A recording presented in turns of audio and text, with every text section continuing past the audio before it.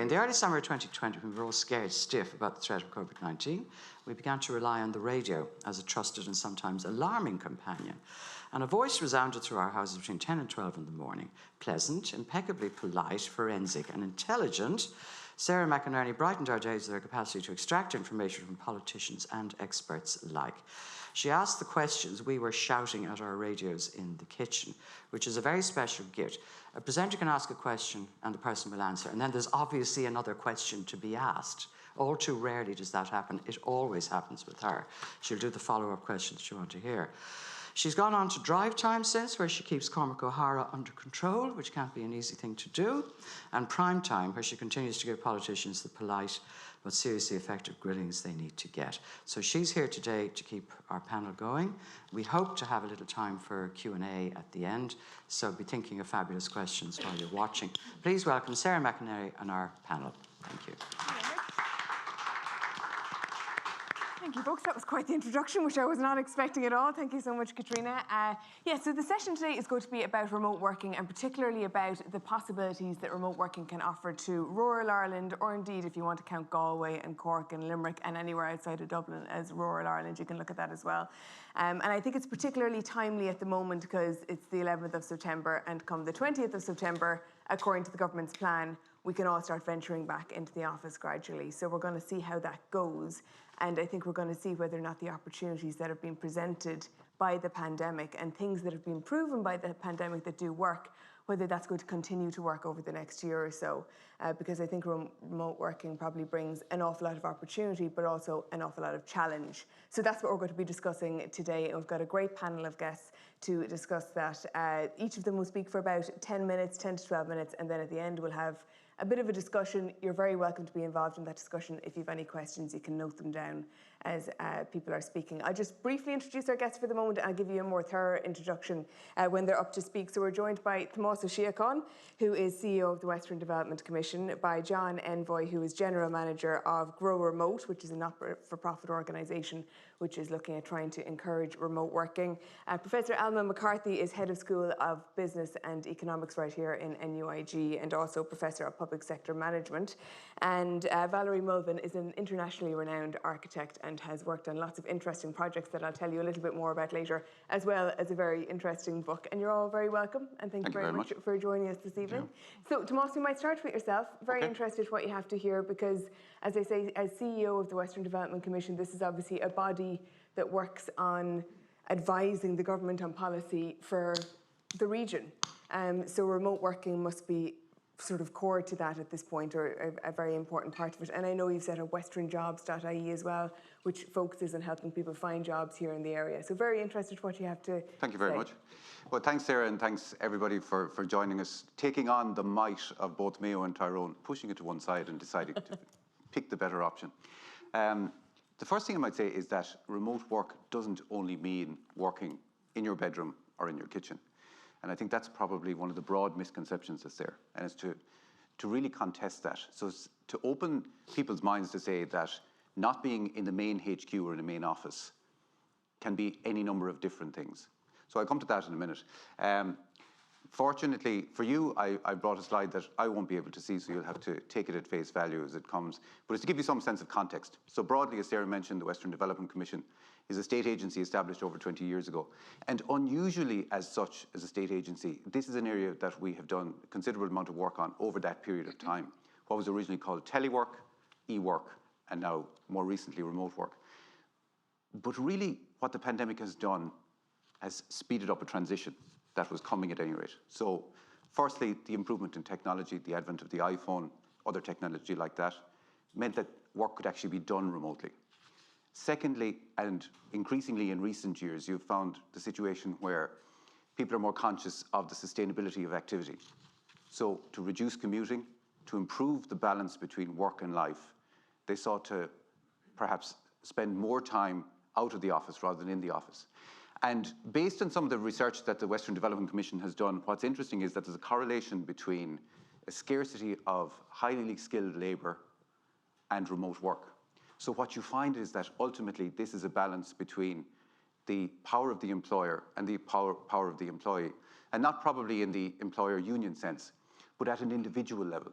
So what you find is, particularly in those sectors where there's a huge demand for skilled labour, that people have more power in saying, yes, I'll take the job, but I'll take the job on my terms. And when they take the job on their terms, it can very often lead to more flexible work. And then the remote element of that is included within that flexibility. So I think within the broad context of what remote work is and what remote work has become, that's the kind of the starting point. What has changed then over the last 18 months is really the pace of change, which has been incredible. But secondly, is the employer mindset.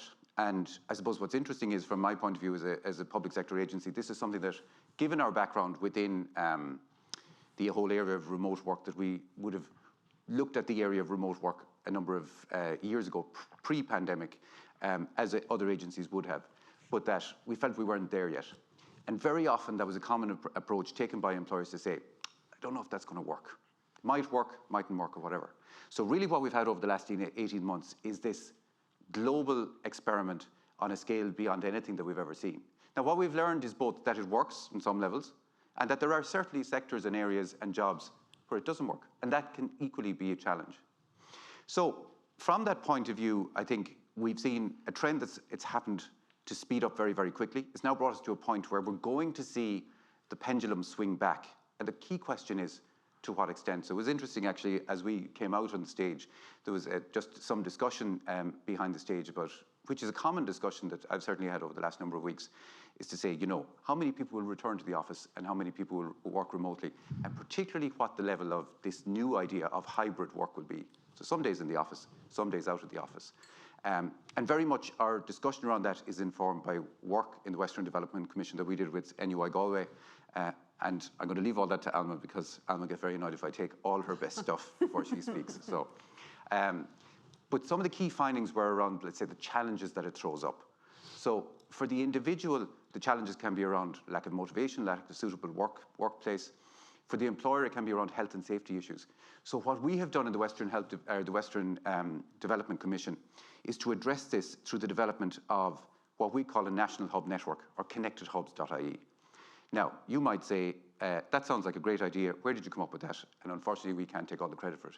Because what's most interesting, and this goes back to my earlier point about this trend over time, is that this was organic growth. So I took up the role as CEO of the Western Development Commission about 3 years ago. And shortly after that, local authorities came to me and said, you know, we have quite a number of these hubs developing around the country. Some are called digital hubs, some are called enterprise hubs, various different things. So we spoke with the department and really, from the Western Development Commission's point of view, in terms of fostering economic and social development in the Western region, one of the key things that we're very keen to do is to change the narrative around what the West is. From my point of view, the West is, you know, at the broadest level, is on the brink of a huge change in becoming a source of renewable energy that will probably power not only Ireland, but Europe into the next 30, 40, 50 years. So the whole concept of what the West is, and while it is challenged as a region, every region has its challenges.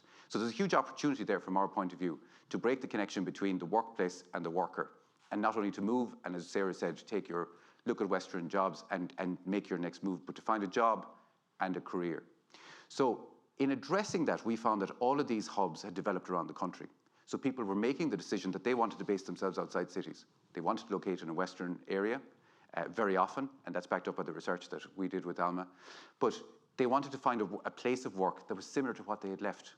And at a simple level, and this might sound like an aesthetic thing, they wanted somewhere where they could get nice coffee, they could engage with other people that were probably working in similar areas, not necessarily in the same company, but it was a workplace that in their mind looked like the workplace they were used to, and hence the growth of the hubs.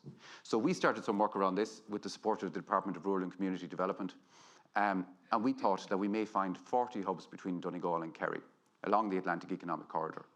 So at our initial research, a paper audit, we found 70.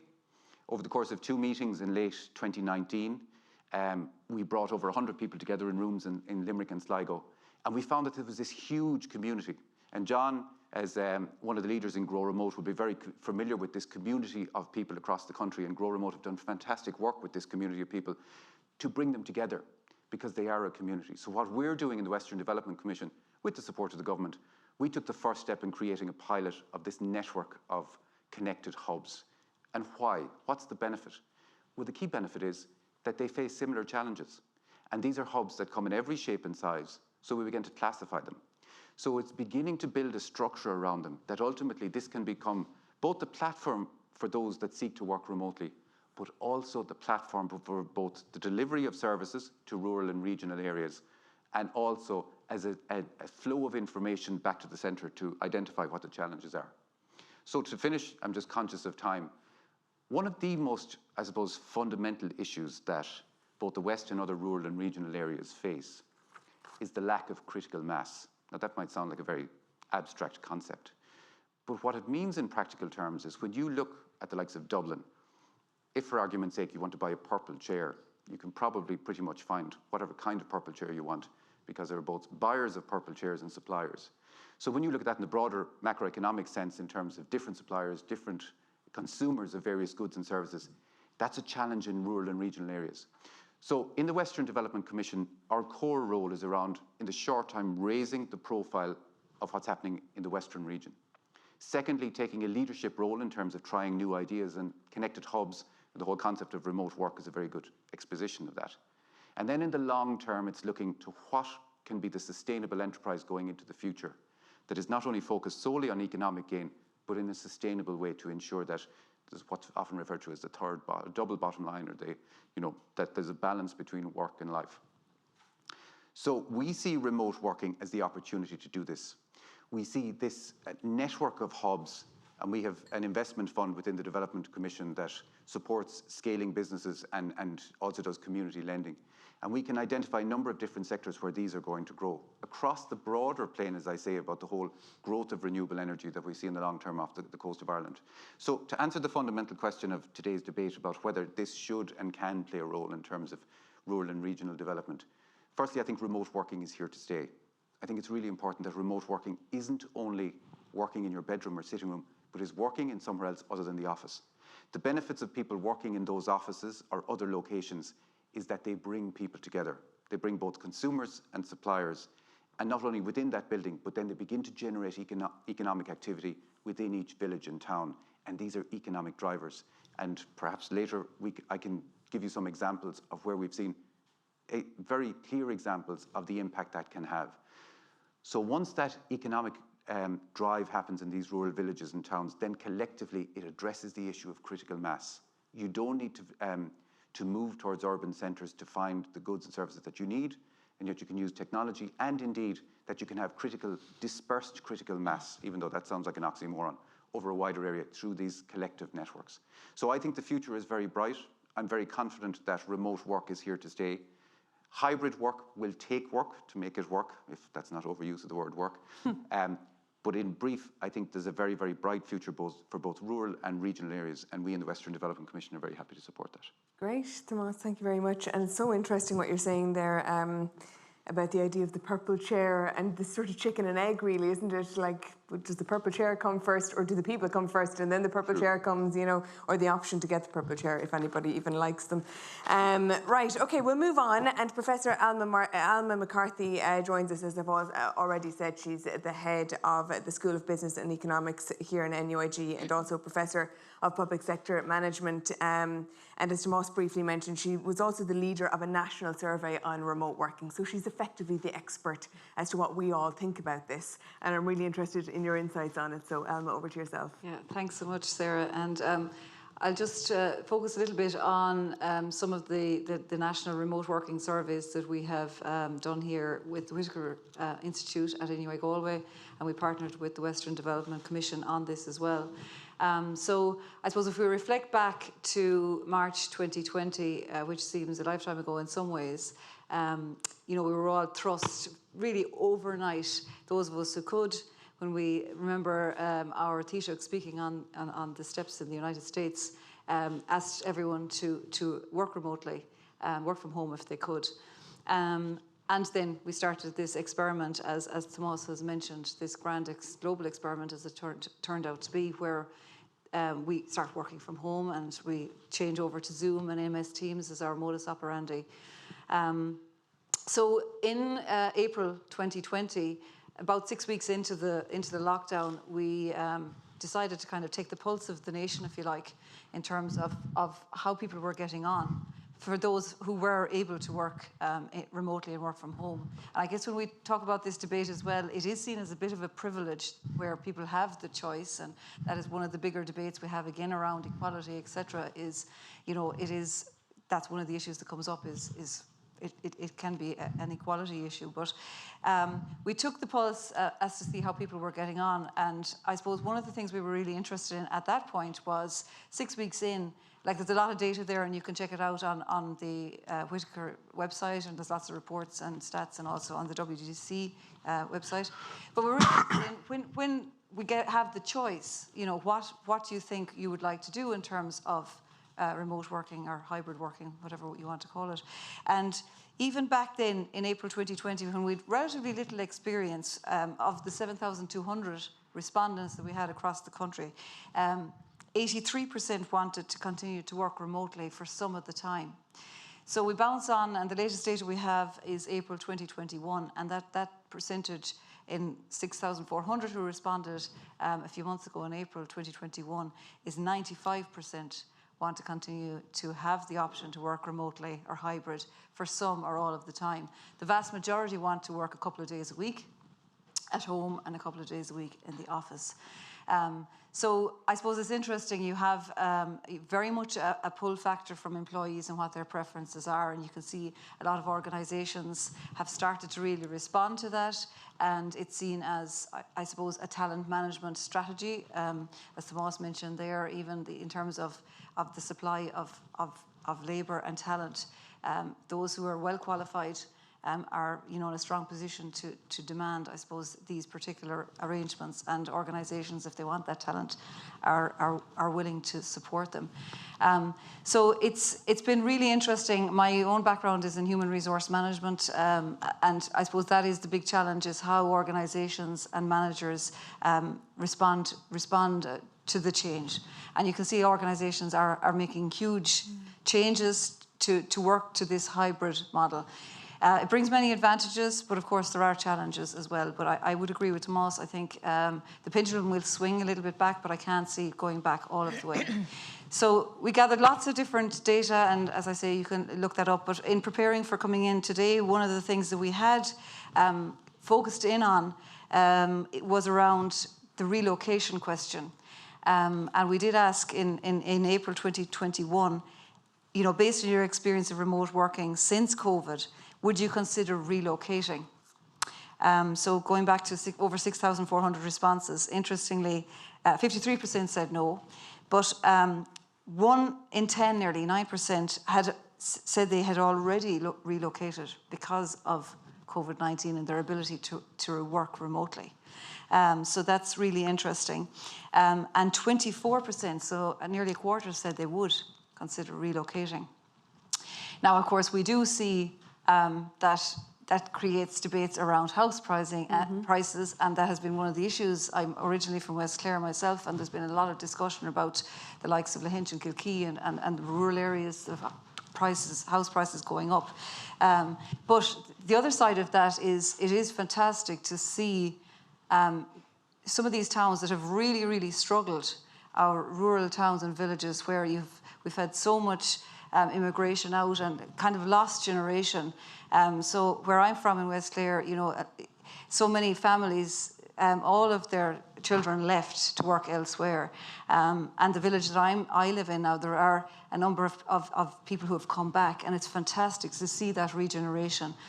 Some of the dereliction coming out of the villages and towns. And I think this is a great opportunity for us to be able to reinvigorate and bring life back to some of the towns that really got decimated in the last couple of decades. And that pull to urbanisation, I think we really, this is the opportunity. It would be remiss of us not to take the opportunity of what we have seen working.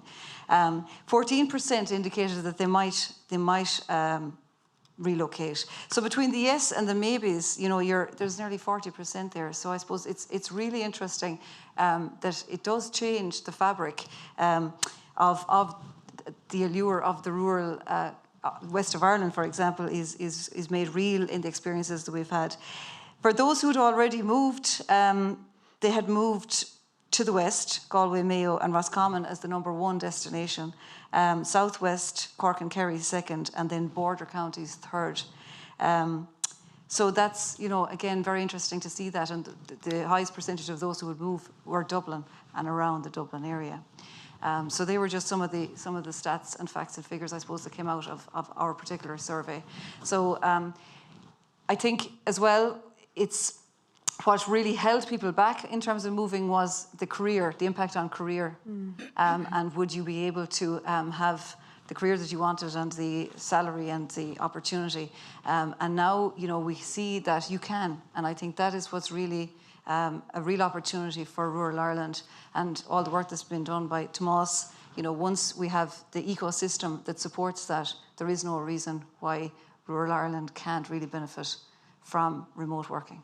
Okay, a note of hope there to end Alma's presentation. Thank you so much, Alma. We might dig into some of those figures a little later on in some more detail. We'll go to John now. John Evoy, who is General Manager of Grow Remote, which is a not-for-profit organisation which has been working well before the pandemic, I understand. You've been beating this drum a long time and people just weren't listening, but they're listening now. And I saw you were quoted in an interview recently talking about how you want employers to look at output as opposed to presenteeism as such, and it really sort of did something for my heart, I have to say, John, because presenteeism, I just think, has become such a big thing in businesses. It's just the wrong focus, isn't it? But anyway, you tell us more about that. Absolutely, thanks, Sarah, and pleasure to be here. I suppose one of the things, I've been very lucky in my career to be involved in a couple of really fantastic community development organisations, and Grow Remote is first and foremost a community development organisation. It was set up originally when a number of people, co-founders, came together and identified that one of the biggest problem facing remote workers in Ireland is, this was before the pandemic, was social isolation. So they started what we call chapters, or groups of remote workers where people can come together. Back then, it could have been just a cup of coffee, even a few pints or whatever, to connect with other people. So that was one of the things. The other community organisation I was involved in many moons ago was, I was involved in setting up the Men's Sheds Association here in Ireland. And one of the things that connect both of them that I've reflected on lately is that it's in times of difficulty or times of strife that people come together and remember how important community is. So back then, when we set up Men's Sheds, it was coming out of the recession. There was tens of thousands of guys who were suddenly unemployed. And this time round, like we're in a pandemic, the word unprecedented was used an unprecedented number of times. But it was people coming together, starting to come together again to support each other, to find solutions to problems. And I think it's really important that we don't fall into the trap of forgetting how important that is. It's kind of these open source solutions are really the ones I think that'll get us through this. We believe that the old saying that there's no jobs around here, no matter what town or village you are in Ireland, is just not true anymore. Right now, there's 55,000 jobs available for people in Ireland to apply for. They're not just for Irish, but right across our time zone or Europe. But there's no reason they can't be drawn down in Ireland. In fact, Ireland is doing really well. Hopin is Europe's fastest growing startup. It's fully remote, and most per head of population, more jobs are landing in Ireland than anywhere else. Because we've a really good setup for it, and the initiatives, including some of the ones that the Western Development Commission and the Department of Enterprise and Trade are driving, are kind of creating what possibly we would like Ireland to be one of the best places in the world to be as a remote worker. That can be quite complex. But maybe I'll ask, does anybody here, or how many people know of a company called GitLab? That's really interesting. Does anybody know of a company called Automatic? And not the dishwasher crowd? No? Right, so they're the two biggest fully remote companies in the world. And all the time there's vacancies. So we'd be really trying to get the message out there, and hopefully more and more in partnership with the hubs, that there's jobs for local people in these companies that they can draw down. So that connects to what emerged, which wasn't planned at the start for the chapters of Grow Remote. Once the chapters, as I mentioned, came together originally to counteract isolation, but it emerged after a period of time that a number of other goals for each chapter. So some of the chapters, look, they needed to focus on like getting more jobs for local people, particularly in areas of deprivation or high unemployment. Other areas where there was depopulation, they focused on attracting people with remote jobs to an area. And with both of those have been really successful. One example, Valentia Island, they just, I think, attracted 2 families, like headed up like by somebody in the family with a remote job, and attracted 4 kids to the school, kept a teacher in the school. Do you know, and it's a small thing, but it's got huge impact.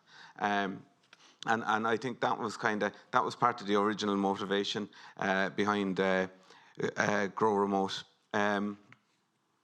So there's a lot of kind of synergy. So one of the things we'd see emerging as well, and I'll come back to your point in a minute, was like that. I suppose previously it was really only government agencies that were able to like support the creation of jobs locally. Obviously, business would set up a business, but they needed to support. But now, like the creation of jobs locally is kind of been democratized, and that like anyone who sees themselves as kind of an active citizen can go around even like and advertise, you know, find those GitLab jobs, those hop-in jobs, and put them up in local super value or wherever else. And they're doing the work that could only previously be done really by government agencies. The problem with those companies is that they don't have to advertise in the traditional way. You'll never hear of a GitLab or a hop-in job being advertised on the local newspaper or in the local radio, where people traditionally went for their job ads. And one of the reasons for that is that, well, these companies are really attractive for people to work for, so people in the know are applying all the time. But secondly, I think it's something like 70% of jobs are not advertised publicly. There are people, you know, they're found in community. It's like somebody knows somebody. In the old days, it was like you'd go down, you'd know somebody down the street, and have you got a job for Joey to give him a start? But that's happening kind of in a different way, but similarly in communities, in online communities in particular. So I suppose we have a big job of work to do to try and get these jobs to the people who need them right across our country.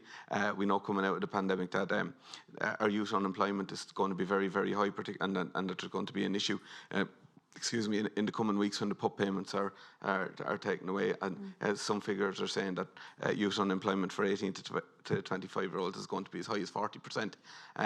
So we have a big opportunity to kind of connect, I suppose, the supply and the demand of these remote jobs. And that's something like that we kind of model a lot of our work on, is like we work with the demand for these jobs, working with trying to help communities become remote ready by creating the communities, the chapters, where there's a local support for remote workers, but also offering what we call remote work ready training to people who might be job seekers.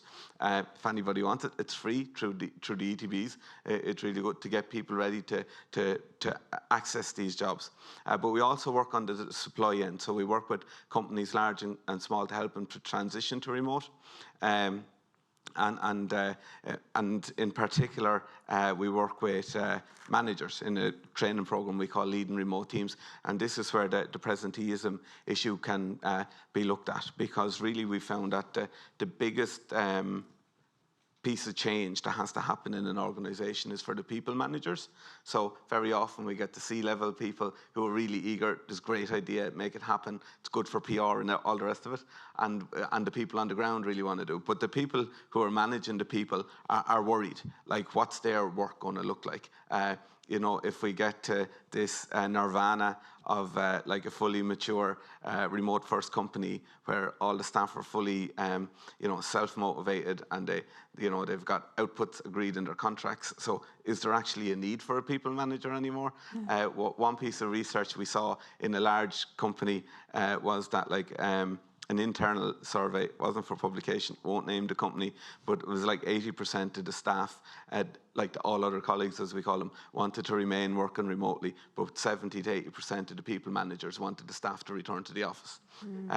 So there's a piece of work to be done there, and we're doing it. And secondly, that's the piece of work we're doing with kind of SMEs or any company who's interested. But we're also working with some of Ireland's largest companies. We're planning a launch later this month. Some companies that are like really well-known household brands, so that somebody growing up doesn't need to know about GitLab or Automatic. You know, they might, like a very well-known brands will be committing to advertising at least 30% of their roles remotely. And that's really important, because very often remote work up until now was done where people kind of did their stint, did their internship, they'd go into the head office, maybe in Dublin or Cork or whatever, and build up the relationship with the manager, show that they're trustworthy, maybe get a promotion, and after a few years, can I work for a home? You can, no problem, but don't tell anybody, and that has been happened a lot. So, but that's no good, for people who are looking for jobs, or it's actually not really good for the development culture of remote work. So, and one of the reasons for that is if it opens up, so if jobs are offered remotely, is like the people who are moving west, the people who are moving to Valentia Island or anywhere else will have this safety net that they're not dependent on keeping the job they have for the rest of their careers. That if something happens and they left their job or they wanted a career change, they have a very good likelihood of getting another one while living where they want to live. And that's something that, is really important.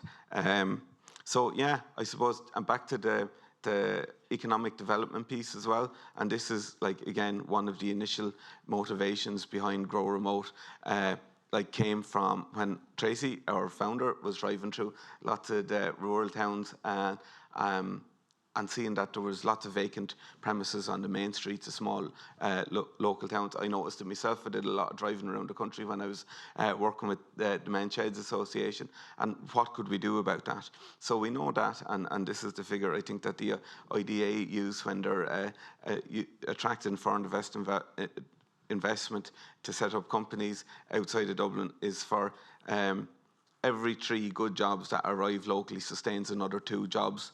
It's like whether that's in the coffee shops or in the spars or whatever, and that's really how the cycle of growth can continue.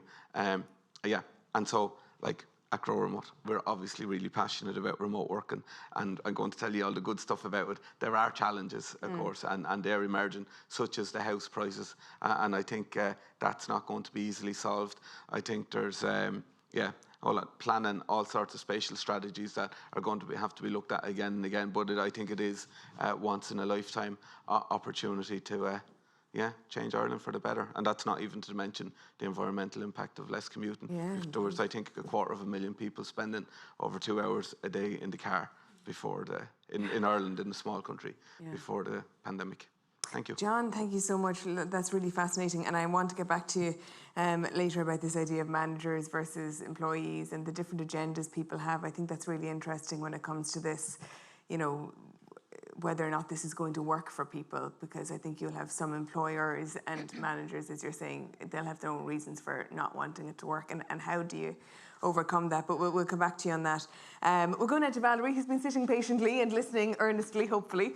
And Valerie, as I said, Valerie Mulvin is an internationally renowned architect, and she's worked on some buildings that you would all know, such as the Trinity Long Room Hub and the beautiful Butler Gallery. I was only talking about it on the radio yesterday in Kilkenny. And you've also just published a new book. It's called Approximate Formality, the Morphology of Irish Towns. So you might have an insight, I think, hopefully, into the planning difficulties and how we all sort of work our way around living in towns together.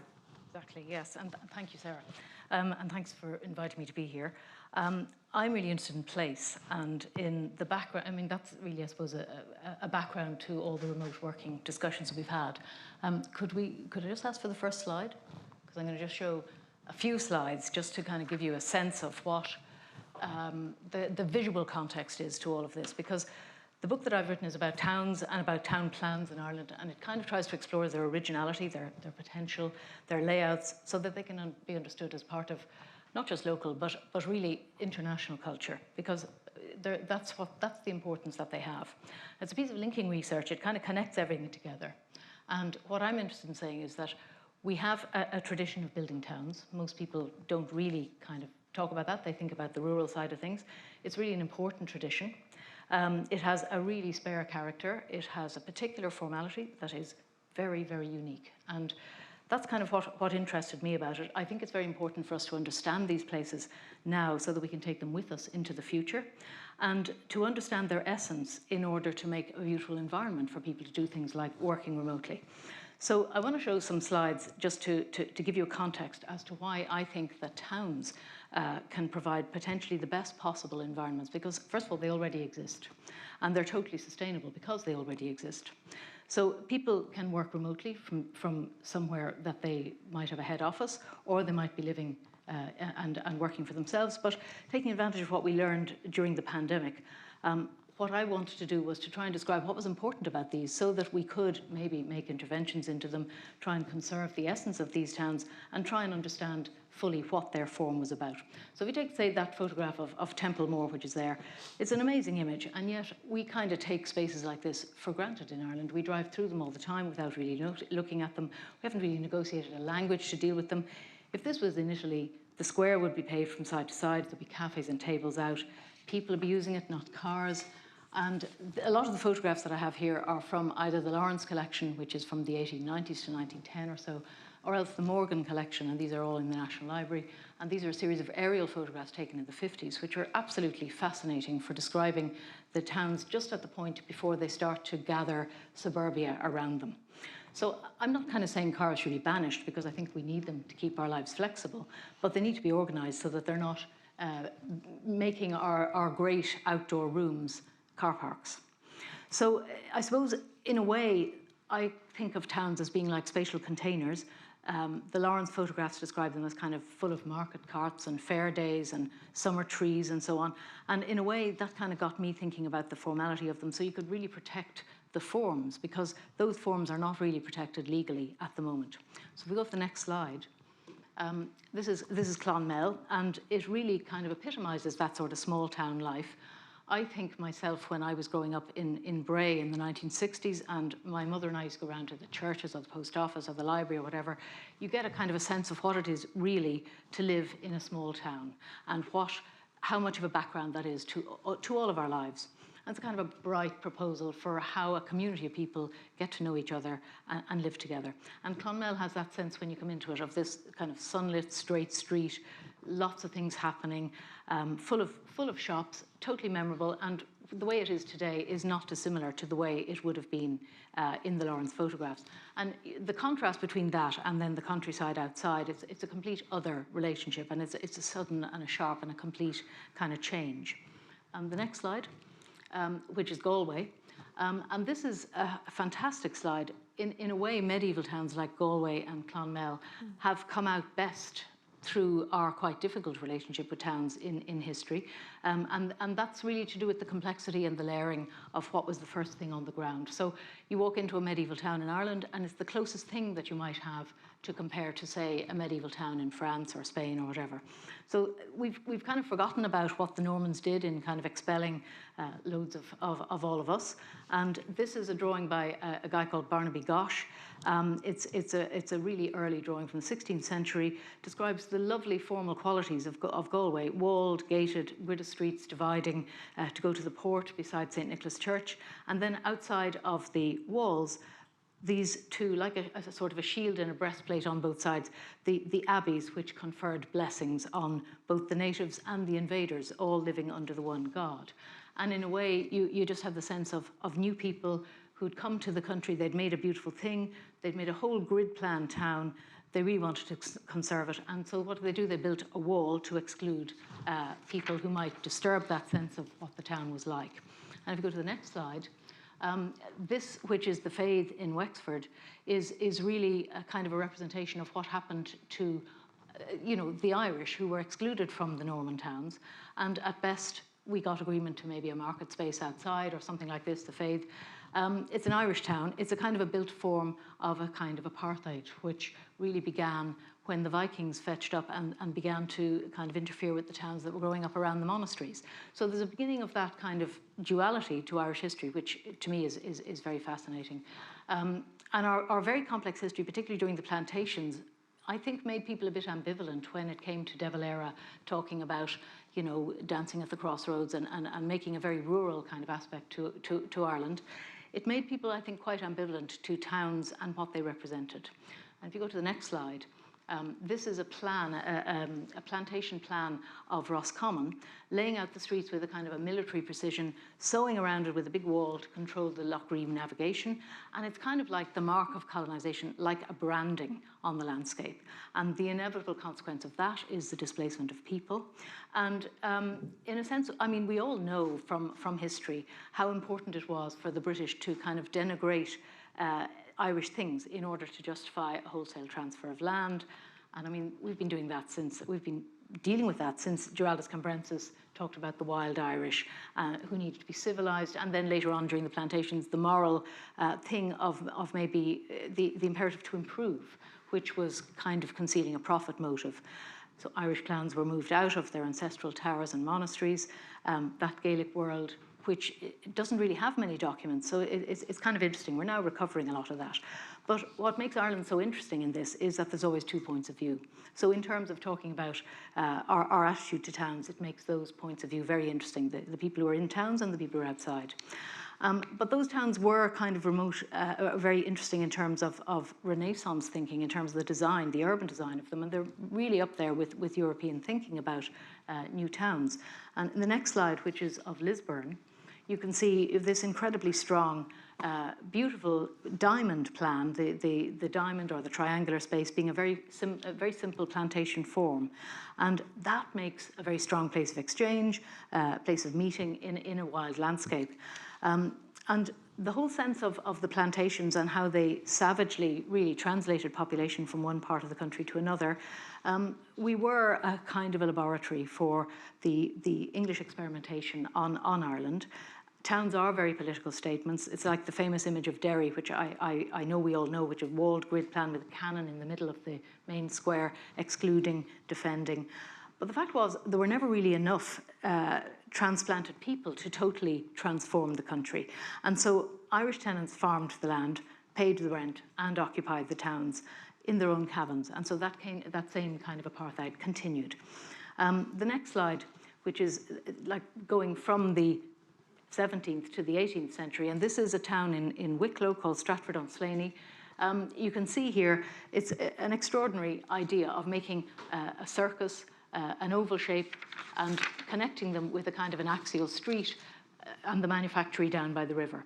And in this more peaceable times of the 18th century, landlords were able to make their biggest investment, which wasn't really just ordinary things to do with their houses or their domains, but actually to do with building new towns. And occasionally sponsoring very interesting initiatives about the linen industry or improving agriculture, and of course taking advantage of the rental income from their tenants. So this plan of Stratford-on-Slaney, the oval, the circus, the cross-axial street, it's a really geometric and I suppose it's a very experimental way of making a really strong statement about how a community of people might be organised. Now, Stratford now is a village. It's tiny. There's not enough people there to sustain it. And just imagine if people were to fill those amazing spaces now and build back that intended outline. I mean, that would be an extraordinary thing. If you go to the next slide, it wasn't just landlords. This is Portlaw in Waterford, where the Quakers built an amazing town, the Malcolmson family, to serve their mill workers who all lived in radial streets coming out from the gates of the factory. And that sense of being able to take a really strong plan like that and to live in it, and to live in a place that's really successful, rather than just kind of splurging out around the countryside, is something that I think we can now go back and re-inhabit. The next slide, and there's only a couple more, Mitchelstown. Fantastic example of a complex set of spaces achieved in 3 dimensions, because there's a great rolling topography in those hills. You get fantastic cross axes. It's like a Greek town, really, where you've got a sense of the tilted plane of the marketplace, you've got the geometry of King's Square, you've got visual axial relationships between sets of churches, and that all goes to be a very European sense of how do you make spaces, how do you make pleasant and beautiful environments for people to live in. And my last slide, which will surprise you, I think this is Westport. You'd hardly recognise Westport today. It kind of reminds you how tenuous all of these enterprises were for landlords. They took huge risks in building out these places. And you know, this is a really shaky street of houses heading down towards one of those fantastic terraces that we now recognise as probably the best 18th century town in Ireland, or one of them. But I suppose in quick summary, what I'm saying is that our towns are amazing forms in the landscape. They can make the most fantastic environment for people to live in. The form is also the least protected in our own legislation, like that shape, that sense of the octagon, the streets that come down for it. You get individual buildings protected, but not that whole space. And in France, Spain, Italy, Portugal, there's a huge understanding, say, of street surfaces, walls, all of that being continuous, all of them being part of a general design. The design isn't showy, it's deeply embedded in the place, and there's a seamless understanding of materials. And architects there are trained in these matters. And here in Ireland, we have brilliant architects, young and older, who are doing great work, who could really, really help with this whole thing of making proper squares, proper places to live. And the towns that we have are the most amazing starting point for us to live in, to have not just remote working, but remote working in places that are absolutely the best places you could live, the best sense of community. And I think we've just lost that sense in the 70s and 80s. But now I think people have a different sense. People have travelled the world. They've come back from all kinds of places, and they want to live in places that have a little bit of a sense of community. So I think we have a huge opportunity now to really take all kinds of derelict spaces which are underused in the centre and just kind of bring them to something. It needs a lot of really important things to happen. Governments produce lots of policies. They would all agree with what I'm saying, but there's an awful lot of logjams which exist because of the same legislation that create the same policies. Not enough work going into fire officers, the insurance companies who won't insure anything but the most obvious things, the banks who won't lend except to the most ordinary things of, you know, semi-detached houses with their own front and back gardens. There's much more flexible ways of occupying our towns and cities and our streets and villages than those. And those are really the key things that we need to do. People do this all over Europe, and we really need to be able to do it here. So in the end of that, you really just need to understand the idea of a place and then to be able to work with it. And as I say, brilliant architects everywhere to kind of really help to get that message across and actually to work with it. So thank you. Valerie, thank you so much. That's really fascinating. It's so interesting to see all the different towns over the centuries, not just over the decades, over the centuries indeed.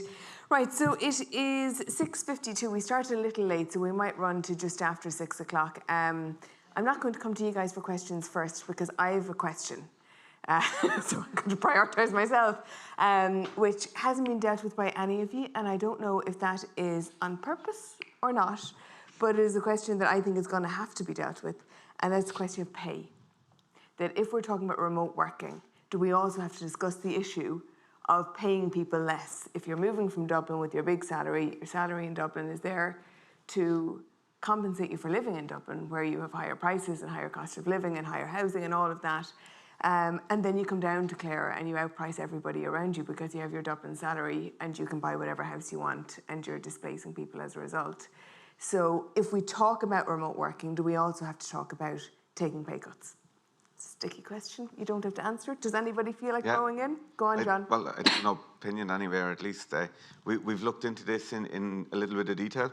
So one of the groups of companies that we support would be like some of Ireland's kind of homegrown remote first companies, and this is something they really struggle with. So companies like Nearform, who might be best well known for the COVID app, but there's others like Scrape and Hub or Flipdish, and they employ a few hundred people, but they're relatively young companies, and they're competing for developers who are in demand. So this thing kind of like having a remuneration or a compensation.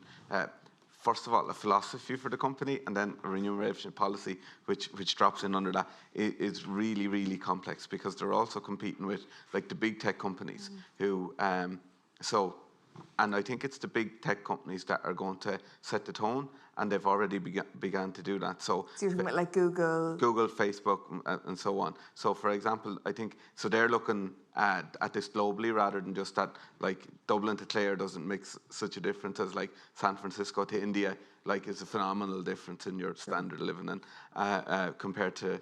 So I think Facebook and others are trialing where they're going to start changing remuneration. Probably not within countries, but if people move across countries and have a sort of equalisation of what they call, which is like the opposite, but that's what they're calling it anyway. But where you can have a step down in salary and not a step up. So if you live in India and you decide to move to LA, you're not going to get the step up in salary. But if you live in LA and you decide to move to India, you will get a reduction in salary. So I think that's going to be tried. I think probably Ireland is too small. The case will be made that, like, salaries in Ireland are kind of just relatively similar, no matter where you live. You agree with that, Tomás, do you? Well, I think first of all, it's not a question of one size fits all. So I think there are huge variances across sectors. If you look at the UK, where you have the whole idea of London weighting, in other words, you actually do get an additional allowance for being based in London. That doesn't quite exist here. And what you have is a situation where, again, going back to, I think, what I touched on about the power of the employee, in sectors where there's a scarcity of employees, like developers, as you mentioned, John, they then have greater scope to demand, whether it's wages or flexibility or location or any of those additional things. So certainly, anecdotally, some of the things that we've discovered is that the element of flexibility is very, very attractive for workers. That has become more attractive in the last couple of months, over the last, let's say, 18 months with the pandemic, because people see that they have perhaps valued different things in their lives. Some of the work that we did with Alma, if you look at, let's say, broadly, the number of people that had already moved was in around 7% last year to 9% this year. If you look at those that were actively considering moving or relocating, it was in around, let's say, 23% or 25%. So take somewhere in the middle. Imagine that, let's say, 10% moved from urban areas out to rural and regional areas. What happens? So first of all, it reduces congestion within the cities, but it doesn't reduce congestion within the cities that you end up with a situation where the city is deserted. It then, as John mentioned, you have situations where 2 or 3 individuals or 1 or 2 families in small rural communities can make the difference between a school opening and closing. In an employment sense, what happens? In an employment sense, I think it's very much driven by the sector that you're in. So, tech companies operate in a sector where there are very highly skilled workers that are very mobile. In other words, they can pretty much work anywhere. So some of them are these digital nomads that you hear about that work on a beach in Bali and other work, so they can pretty much open their laptop anywhere. There are a huge number of sectors that doesn't apply. So some of the work and analysis we've done of the PUP payments, let's say, within the Western region, what it identifies is, and if you look at the sectoral employment within the region, you have a huge number of people that are employed in tourism and in retail, and that disproportionately impacts on young women in particular, who predominantly make up those that employ it. And finally, what I would say is that we see this connected hubs network and these on-the-ground economic drivers as the opportunity not only to be places of employment, but centres of activity for training, retraining, and opening people's eyes to the opportunities that are there. Okay. Ladies, I don't know, do either of you want to comment on that, or we open to the floor? You're okay? I was just going to say one quick thing, which is to do with if we need thousands of homes in this economy, absolutely thousands. And one way of providing them is to take on a lot of the derelict properties that there are in the centre of towns and villages. But it's important to say that the cost of construction is not hugely different between Dublin and Clare, for example. People are still paying a lot of money. There is a boom in construction costs. And I'd say a lot of our educated population, and people are very highly educated here, a lot of people have an interest in sustainable housing. They're interested in all of those kinds of things which go along with the idea of living somewhere remotely. So in a sense, the idea that you suddenly have to accept a drop in salary because you're living in Lahinch instead of Limerick, that doesn't seem to me to quite wash, because you've still got a huge amount of things that have to be done. I mean, in order to fill up streets and inhabit upper floors, you've got to fireproof, you've got to properly conserve, you've got to really bring up the standards, and that all costs money. And I think there's hidden costs in remote working that maybe we also need to kind of discuss and share. Okay. Does anyone have any questions? I have a couple more myself, but does anyone have any questions? Yes, yourself. Do we want to get a microphone, or do we have a microphone? Yeah, just hold on 1 second. Thank you.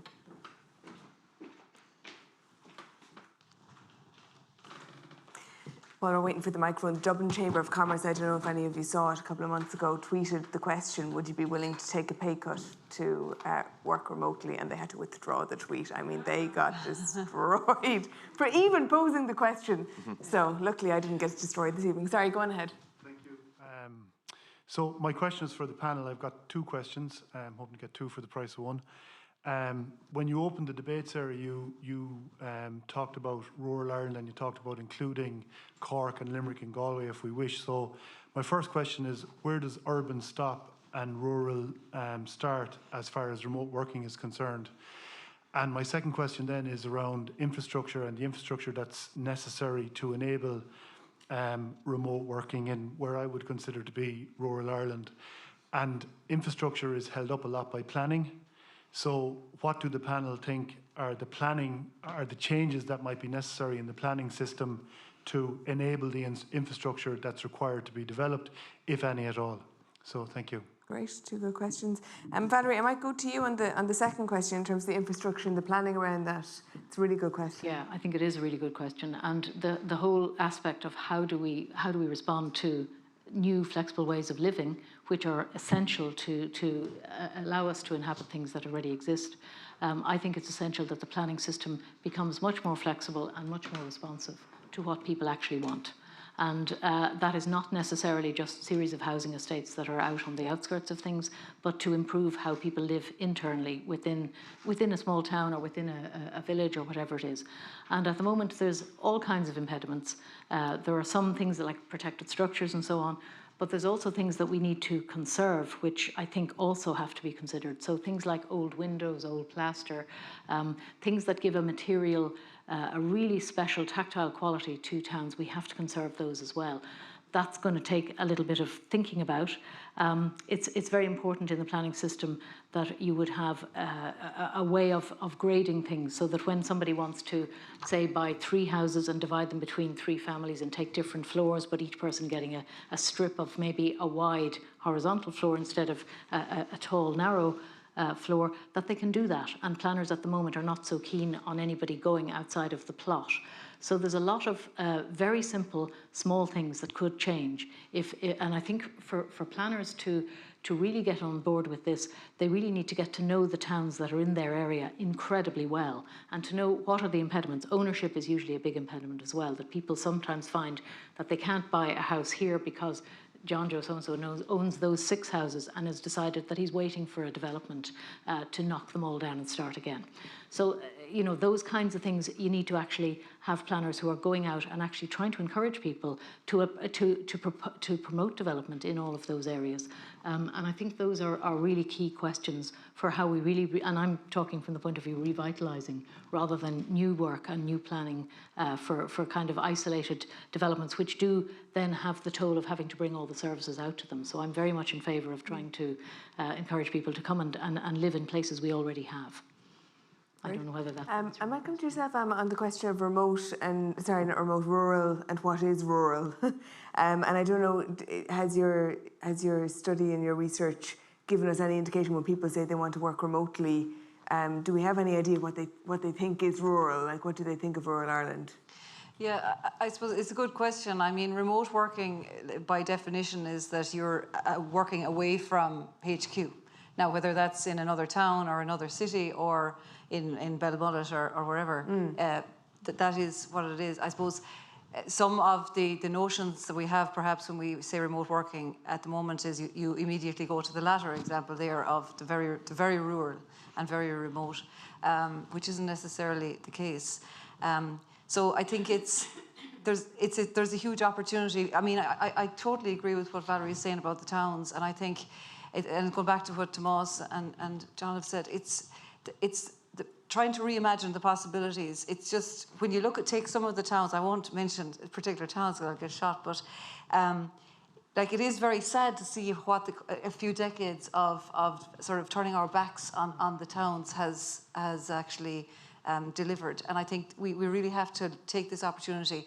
I would love, for example, if a council or the government was brave enough to take a couple of pilot towns and say, right, let's see how we can fast track planning changes or whatever you need to do. Look at putting grants specifically into, doing up places over commercial entities in towns and over shops. Take a pilot, invest in it, use it as an opportunity to learn over a year or two what works, what doesn't work. But really incentivize, and the construction, everything that goes on will bring that its own economy. So I'd love to see that happen. Sometimes we're very slow and we hold ourselves back. And when we go to other parts of Europe, I think there's so much to learn by sitting, as you said there, someone said in a square, I think Valerie, you were saying, if some of the squares were in Italy, they would be beautiful places where you'd be having your coffee and to learn from that. But we're just slow in taking that opportunity. Well, there are impediments. I mean, there are things, like you will find fire officers will do their damnedest to prevent people living on upper floors, because it's not as easy to get people out in a fire. Like, come on, we've all been, people do not die in fires anymore. People die in rivers and in car crashes. Occasionally, people die in fires, but it's a really rare thing now because we've made buildings very safe, and we can continue to do that. But insurance companies won't insure different models. And I think your pilot idea is absolutely brilliant. I think that's exactly what should happen. If you imagine taking a town and you said, we're going to take 3 properties and we're going to have 3 pilot projects that are going on, each one slightly different, each one trying to do something different, and people learning from that, that would be an amazing thing to do, because then you'd have a county manager or a county architect or whatever it might be, just all going in the same direction. And so often we all find, working as architects in any economy, that people are off in different directions and everybody's objective is completely different, and it's trying to herd everybody into the same direction. It's a great thing to think that we could really revitalise the whole country by just having small things. It doesn't take much. And it might be a bakery that was really good in one place, and then somebody able to live over it. Or places, we will never have the number of shops that we used to have, but that doesn't matter. You can still have people living right down to the ground. It doesn't matter at all, but it's the It's quite the vision you're presenting, Valerie. I have loads more questions and we're out of time. We didn't even get to Wi-Fi. Broadband. Broadband. This is what I'm talking about. We didn't even get to broadband. And I'm sorry if you had any more questions, but we've no more time. But thank you so much, all of you, for coming. And I certainly have learned an awful lot from what you've had to say and from your contributions. It's been really, really interesting. Thank you all. Thank you. Thanks, Sarah. Give it up for our beautiful panellists. Thank you.